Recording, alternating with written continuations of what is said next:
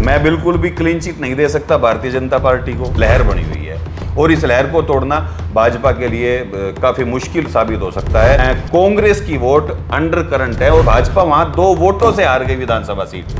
भाजपा के लिए बहुत बड़ी खतरे की घंटी है। भाजपा के कार्यकर्ता निराश हैं, ये यहाँ से प्रबल दावेदार हैं। गीता भुक्कल जी ही मैदान में रहेंगी। दल बदल करने वाले नेताओं को टिकट मिल भी जाती है और नहीं भी मिलती। दीपेंद्र सिंह हुड्डा और कांग्रेस के कार्यकर्ताओं ने जबरदस्त मेहनत की। ईंट से चाहे ईंट बजानी पड़े, अपने जनता का, अपने क्षेत्र के लोगों का विकास कराना आपकी जिम्मेदारी है। नमस्कार, मैं शिखा आप सभी का स्वागत करती हूँ। देखिए, विधानसभा चुनाव की सरगर्मियां तेज हो रही हैं और हाल ही में आपको बता दें कि लोकसभा चुनाव संपन्न हुए थे, जिसमें झज्जर विधानसभा से दीपेंद्र हुड्डा को 44,000 वोटों से जीत हासिल हुई थी। और विधानसभा की बात करें तो झज्जर विधानसभा से लगातार 3 बार गीता भुक्कल की जीत हासिल हुई है। तो इसी मामले में हम झज्जर पहुंचे हैं और हमारे साथ हैं हितेंद्र गुज्जर जी। उनसे बात करेंगे कि विधानसभा चुनाव को वो कैसे देखते हैं। नमस्कार हितेंद्र जी। नमस्कार शिखा मैम। तो मैं आपसे पूछना चाहूंगी कि ये जो विधानसभा चुनाव होने वाले हैं, इन्हें आप किस तरह से देख रहे हैं? सबसे पहले तो मैं आपके झज्जर सवेरा के सभी दर्शकों को मेरा राम राम। सारे भाई जड़ होंगे, मेरी भगवान से प्रार्थना कि अच्छे से होंगे। रही बात चुनाव की शिखा जी, हरियाणा लोकसभा चुनाव के बाद जो विधानसभा चुनाव जब आया है तो परिस्थितियों में बहुत ज़्यादा फर्क आ गया है। जहाँ 10 सीट पे भाजपा कभी जीती थी, वहाँ 5-5 सीट जब बराबरी पे कांग्रेस ले आई तो विधानसभा चुनाव निसंदेह भाजपा के लिए बहुत बड़ा चैलेंज साबित होने जा रहा है। और इस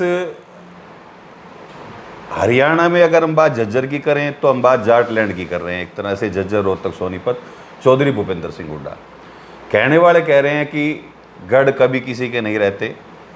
ये बात उनकी कहीं ना कहीं सही भी है, पर देखें तो जहां 2019 के चुनाव में भूपेंद्र सिंह हुड्डा ने इस गढ़ को छोड़ दिया था, भाजपा ने उनके गढ़ में सेंध लगा दी थी और चौधरी दीपेंद्र सिंह हुड्डा सरीखे नेता यहाँ से हार गए थे।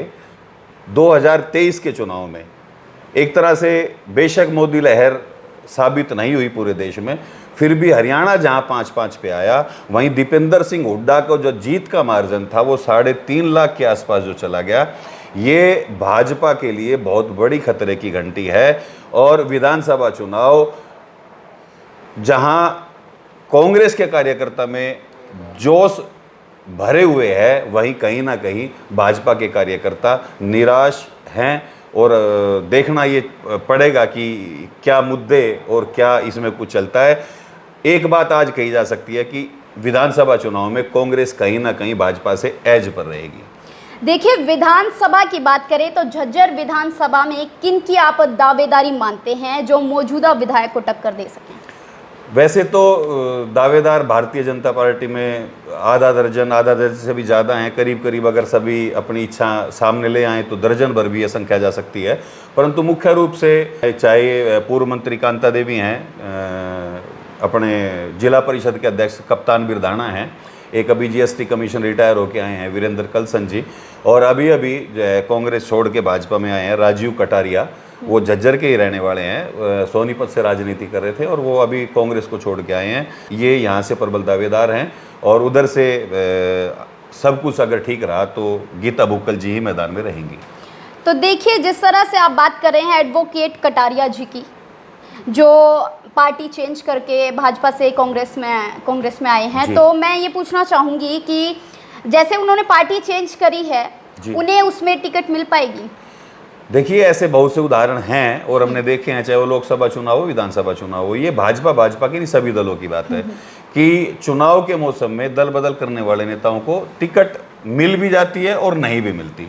तो जब मिल जाती है तो राजीव कटारिया को भी शायद मिल जाए, तो उसमें कम से कम कोई मना तो नहीं कर सकता कि इनके लिए टिकट नहीं है।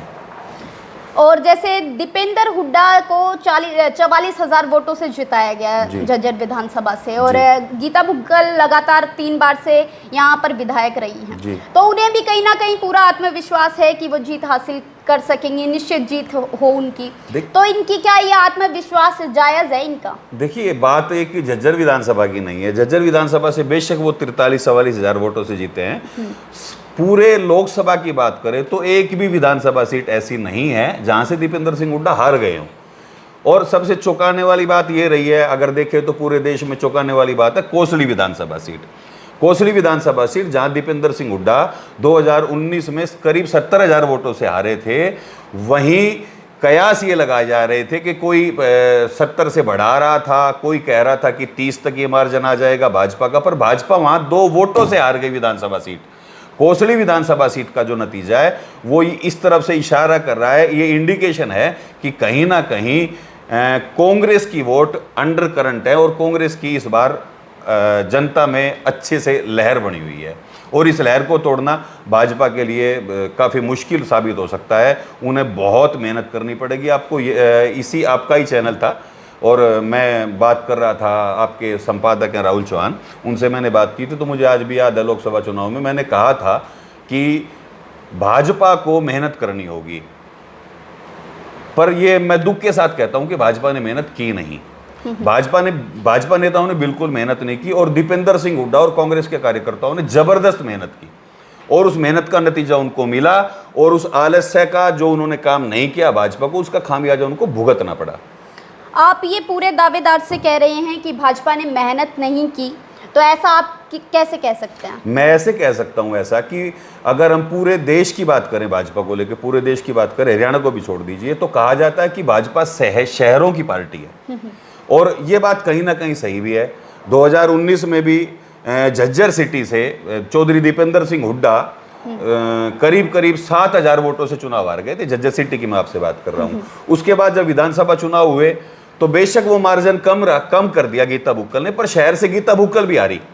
पर अब के लोकसभा चुनाव में जो मार्जिन 7,000 का हार का बीजेपी जो दीपेंद्र से बढ़त ली हुई थी, वो मात्र शायद 2,2400-2200 के करीब वो आकर रह गया। तो इसका मतलब ये हुआ कि कहीं ना कहीं भारतीय जनता पार्टी ने 4,500-5,000 वोट शहर में और कम कर ली अपनी।